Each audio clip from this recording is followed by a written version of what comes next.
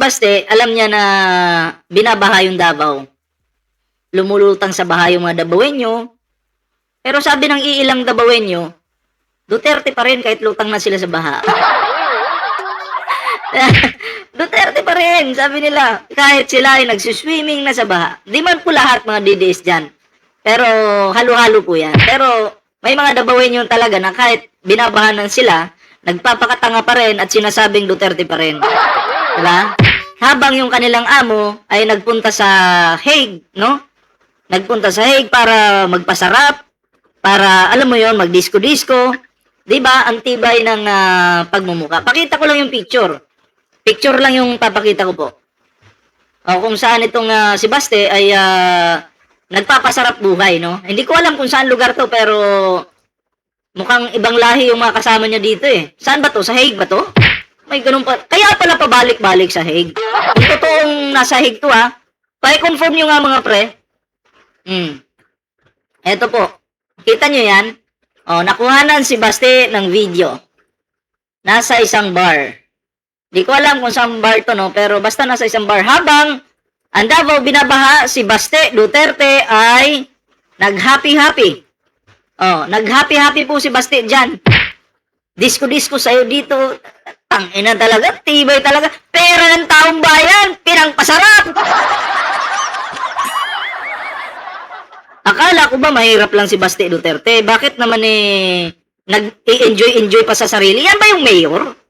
Na uunahin pa yung pansariling kaligayahan kumpara sa nasasakupan niya? Iniwan niya? Diba? Ganun ba? Yan ba yung binoto nyo? Yan ba yung idol nyo? Grabe. Oh, pero ito na mga pre, no? Panoorin po natin ang video ito.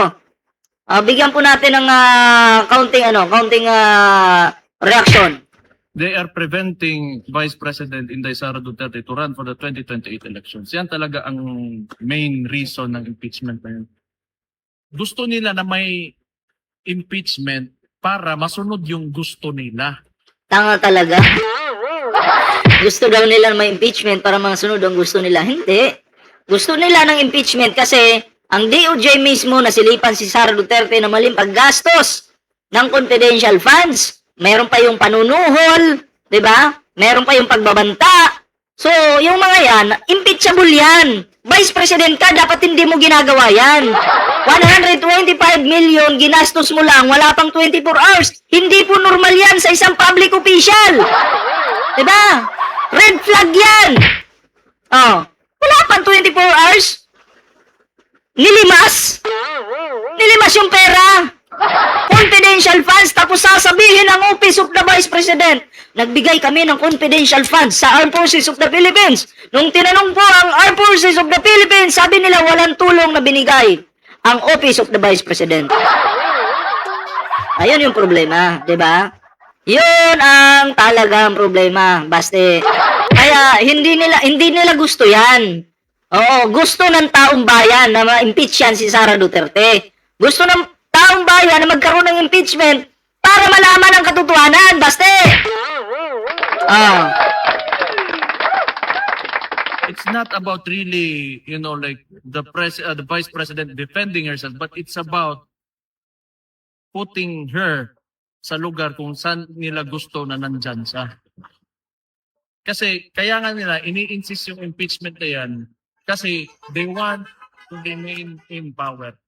Doon sa currently nangyayaring day 3 na po ng impeachment against Vice President Sara Duterte, your sister, do you have any thoughts or reaction in as far as the trial is going at the moment? Ako hindi ako nanonood kasi Hindi siya nanonood. Public official ka, dapat nanonood ka, dapat may alam ka dyan. Yeah. Pag hindi ka nanonood, ibig sabihin nasasaktan ka sa mga ebidensyang nilalabas nila. Diba? Masakit sa'yo yun. Pero, bakit hindi ka nanonood? Dapat updated ka. Diba? Panuorin mo. Para may idea ka. Ito pala yung ebidensya. Pero bakit nasasaktan ka? Ang impeachment parang krus na pag tinuto kay Baste, nasasaktan. Diba? Kaya ayaw niyang tumingin sa impeachment. Dahil nandun lahat yung ebidensya.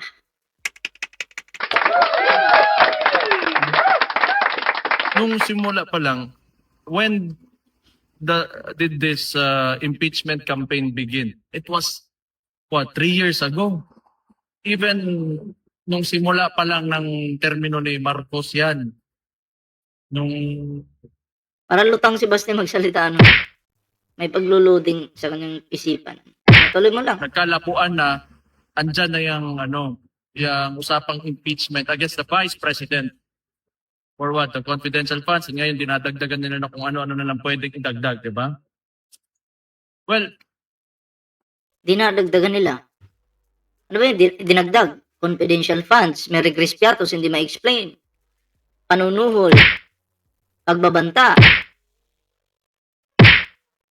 Ginawa na Sara yan eh. Hindi naman dinagdag dahil para lang maligwak si Sara, hindi. Ginawa muna ni Sara yan. Bago tinalakay. Kasi kung hindi niya ginawa, wala naman sana yung impeachment ngayon, di ba? Kinaklaro lang natin. gusto nila na may impeachment para masunod yung gusto nila. It's not about Ito sa klarong pagkakasabi, ano. Sabi niya, gusto nila may impeachment para masunod ang gusto nila. Malamang, una, ginawa ni Sara yung mga pagbabanta, panunuhol, ano pa ba? Yung pagbabanta, panunuhol, yung kayabangan niya, lahat-lahat, no? Ginawa ni Sara. Malamang dahil nangyari na yan, ginawa na ni Sara, masusunod ngayon ang gusto nila. Kasi bakit? Gagamitin yung mga ebidensya yun laban kay Sara. So masusunod talaga. Ay nako.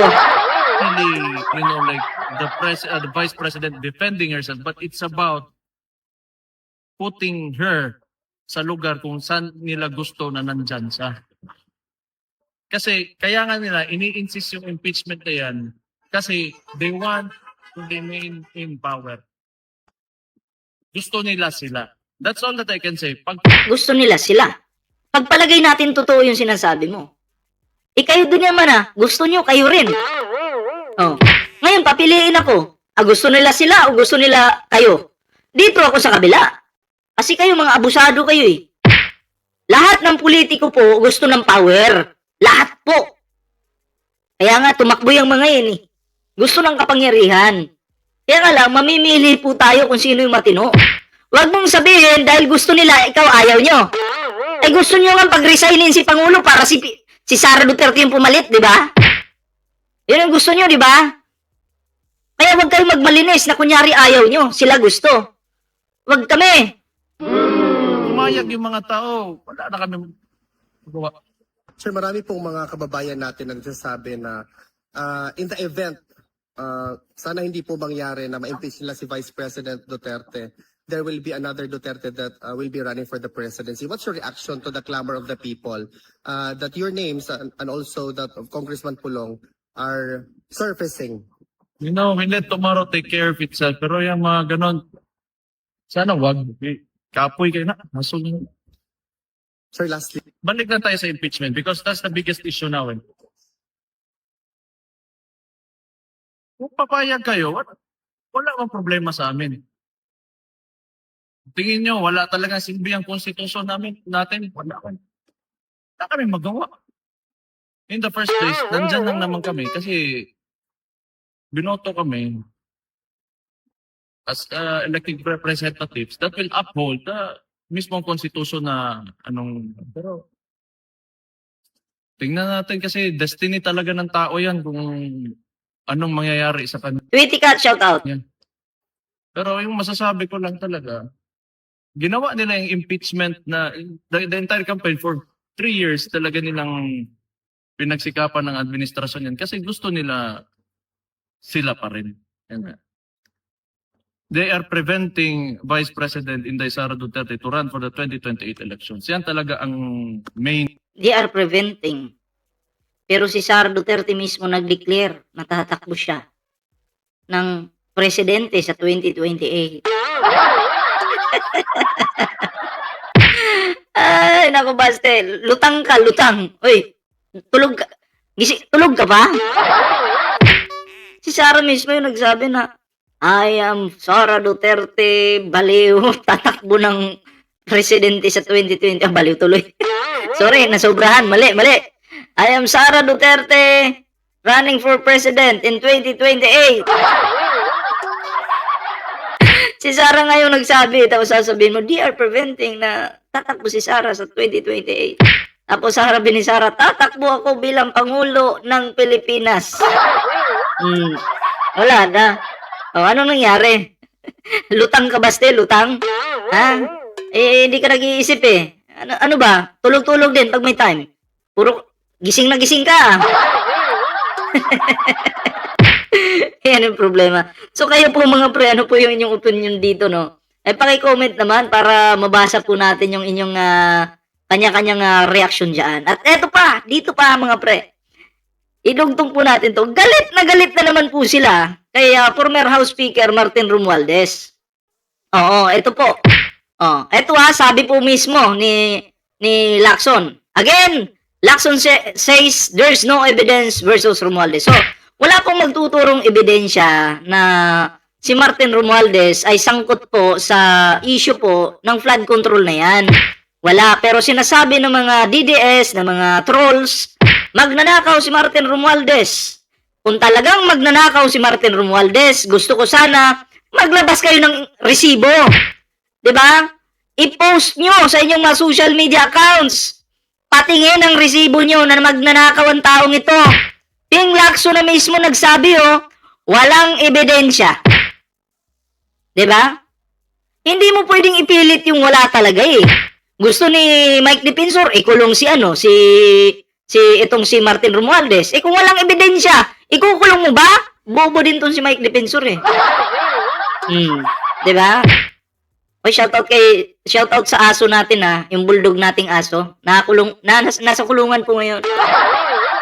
Alam niyo ba kung sino 'yon? Tayo comment nga yung bulldog nating aso na maingay. Aw-aw ng aw-aw sa Senado. Ngayon nasa kulungan po. Ikinulong po muna ni PBBM yung kanyang aso. Paki-comment nga. Baka may idea kayo. Sino? Paki-comment. Paki-comment po para maano po natin. Bulaklak. Tama si Bulaklak. Grabe. Yan na. Huwag na kayong umiyak mga didiles. Hindi nyo kaya yung taong nasa katotohanan. Katulad ni former House Speaker Martin Romualdez, 'di ba? Handang humarap sa mga investigasyon, sa kahit anumang patawag po, no? Nandiyan po 'yan. Hindi po 'yan nagtatago, mga pre. Hindi katulad ng iba diyan. Si Bato nagtatago, halatang guilty na guilty. 'Di ba? Nakulong na lang po si Marcoleta. Hindi pa natupad yung 2,000 pangako niya. Hindi pa natupad. Nakakulong na lang. Pero yung pangako, napako. Ay, nako. Ang daming proud na proud kay Marcoleta na sasabihin, talaga naman. Oo, may isang salita yan si Marcoleta.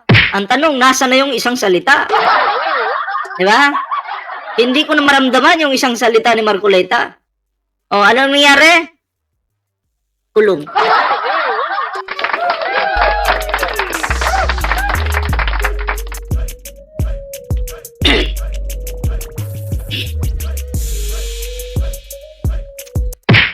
So ayan mga pre, ano po yung inyong opinion dito sa ating reaksyon na to? Pa-comment naman para po mabasa natin yung inyong mga komento. Ayan. At syempre, bago po tayo magtapos sa ating video ngayon, huwag kalimutan mag-like, share, subscribe para naman po maging updated po kayo sa mga uploads po natin. And syempre, may TikTok, Facebook po tayo. Kalimbagin nyo na lang po yan mga pre. Ayan. At yun na nga, no? Shoutout po sa lahat. Like, share, subscribe po tayo dyan.